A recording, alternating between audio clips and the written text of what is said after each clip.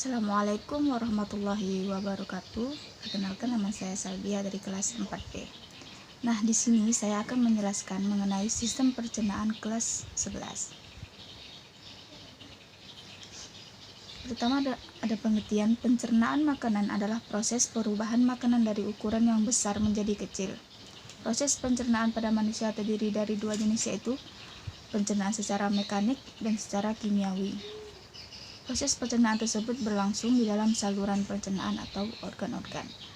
Makanan dapat diserap oleh saluran pencernaan makanan dan diedarkan ke seluruh tubuh setelah berbentuk molekul-molekul yang kecil. Zat makanan yang dicerna akan diserap oleh tubuh dalam bentuk yang lebih sederhana. Proses pencernaan makanan pada manusia dapat dibedakan atas dua macam, yaitu secara mekanik adalah proses perubahan makanan dari bentuk besar atau kasar menjadi bentuk kecil dan halus. Pada manusia dan mamalia umumnya, proses pencernaan mekanik dilakukan dengan menggunakan gigi. Yang kedua ada proses pencernaan secara kimiawi atau enzimatis, yaitu proses perubahan makanan dari zat yang kompleks menjadi zat-zat yang lebih sederhana dengan menggunakan enzim. Enzim adalah zat kimia yang dihasilkan oleh tubuh yang berfungsi mempercepat reaksi-reaksi kimia dalam tubuh. Proses pencernaan makanan pada manusia melibatkan alat-alat pencernaan makanan. Alat pencernaan dapat dibedakan atas saluran pencernaan dan kelenjar pencernaan. Kelenjar pencernaan menghasilkan enzim-enzim yang membantu proses pencernaan kimiawi. Kelenjar-kelenjar pencernaan manusia terdiri dari kelenjar air liur, getah lambung, hati, dan pankreas. Yang kedua ada alat pencernaan makanan. Yang pertama, saluran pencernaan manusia. Itu merupakan saluran yang menerima makanan dari luar dan mempersiapkannya untuk diserap oleh tubuh dengan jalan proses pencernaan, yaitu pengunyahan, penelanan, dan pencampuran dengan enzim. Zat cairan terbentang mulai dari mulut sampai anus. Saluran pencernaan makanan pada manusia terdiri dari beberapa organ berturut-turut, dimulai dari mulut atau kofomoris, kerongkongan atau esofagus, lambung, usus halus, usus besar, dan anus. Proses pencernaan dimulai sejak makanan masuk ke dalam mulut. Di dalam mulut terdapat alat-alat yang membantu dalam proses pencernaan, yaitu gigi, lidah, dan ludah atau air liur. Di dalam rongga mulut, makanan mengalami pencernaan secara mekanik dan kimiawi. Beberapa organ di dalam mulut, yaitu gigi. Gigi berfungsi untuk mengunyah makanan sehingga makanan menjadi halus. Keadaan ini memungkinkan enzim-enzim pencernaan mencerna makanan lebih cepat dan efisien. Gigi dapat dibedakan atas 4 macam, yaitu gigi seri, gigi taring, gigi geraham depan, dan gigi geraham belakang. Nah, selanjutnya ada kerongkongan. Kerongkongan atau esofagus merupakan saluran penghubung antara rongga mulut dengan lambung. Kerongkongan berfungsi sebagai jalan bagi makanan yang telah dikunyah dari mulut menuju lambung. Jadi pada kerongkongan tidak terjadi proses pencernaan. Otot kerongkongan dapat berkontraksi secara bergelombang sehingga mendorong makanan masuk ke dalam lambung. Gerakan kerongkongan ini disebut gerak peristalis. Gerak ini terjadi karena otot yang memanjang dan melingkari dinding kerongkongan mengerut secara bergantian. Jadi, gerak peristalsis merupakan gerakan kembang kempis kerongkongan untuk mendorong makanan masuk ke dalam lambung. Nah, yang selanjutnya ada lambung atau ventriculus, merupakan kantung besar yang terletak di sebelah kiri rongga perut sebagai tempat terjadinya proses pencernaan. Lambung terdiri dari 3 bagian, yaitu bagian atas, kardiak, bagian tengahnya membulat, fundus, dan bagian bawah atau pylorus. Kardiak berdekatan dengan hati dan berhubungan dengan kerongkongan. Pylorus berhubungan dengan usus 12 jari. Di bagian ujung kardiak dan pylorus terdapat klep atau sphincter yang mengatur masuk dan keluarnya makanan ke dan dari lambung.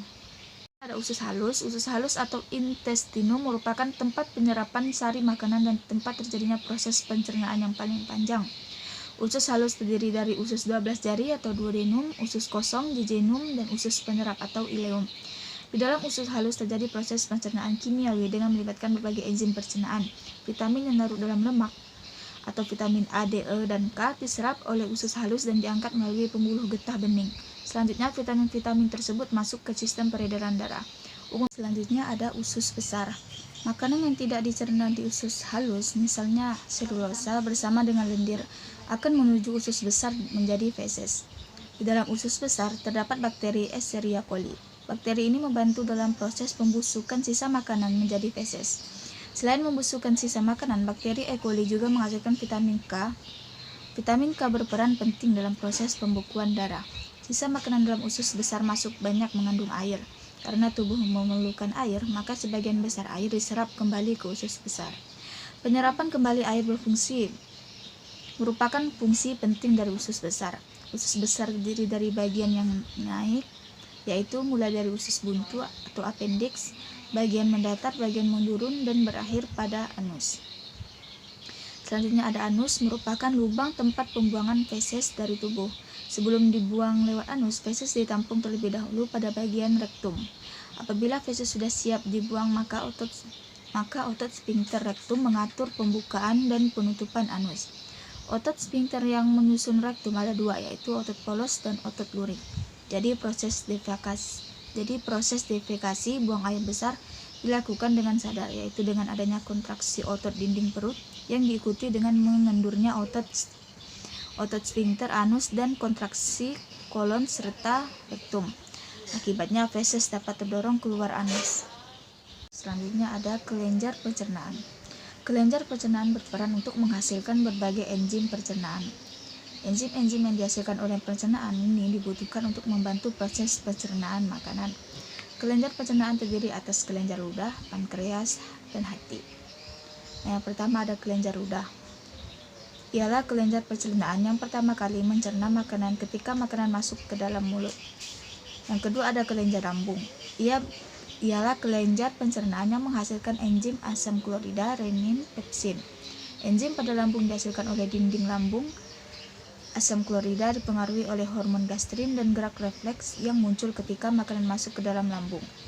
Berikut enzim yang diproduksi oleh dinding lambung beserta fungsinya. Yang pertama ada asam klorida untuk membunuh kuman, penyakit, dan bakteri yang masuk bersama makanan. Yang kedua ada renin untuk mengendapkan protein susu pada air susu yang hanya terdapat pada ASI. Dan ketiga pepsin untuk mengubah protein menjadi pepton. Yang ketiga ada kelenjar hati. Kelenjar hati adalah kelenjar pencernaan yang terletak pada rongga perut sebelah kanan. Kelenjar hati ialah kelenjar pencernaan terbesar pada manusia yang berwarna merah kecoklatan. Pada bagian depan hati terdapat kantung empedu yang berguna untuk menampung cairan empedu sebelum disalurkan untuk mencerna makanan. Empedu dibuat dari perombakan sel-sel darah merah yang telah mati atau rusak. Hati mampu memproduksi 0,5 liter cairan empedu setiap harinya. Cairan empedu berguna untuk mengemulsikan lemak untuk mengubah ukuran lemak menjadi partikel-partikel yang lebih kecil agar lebih mudah diserap dan diedarkan oleh darah ke seluruh tubuh. Yang keempat ada kelenjar pankreas. Kelenjar pankreas adalah kelenjar pencernaan yang terletak di dalam rongga perut dekat lambung dan usus halus. Pankreas menghasilkan enzim pencernaan yang disalurkan ke dalam usus. Enzim yang dihasilkan oleh pankreas dipengaruhi oleh hormon sekretin yang diproduksi oleh usus 12 jari. Berikut enzim yang dihasilkan oleh pankreas beserta fungsinya. Amilase untuk mengubah amilo menjadi glukosa, lipase untuk mengubah lemak menjadi asam lemak dan mengubah lemak menjadi gliserol, dan tripsin untuk mengubah protein menjadi senyawa asam amino.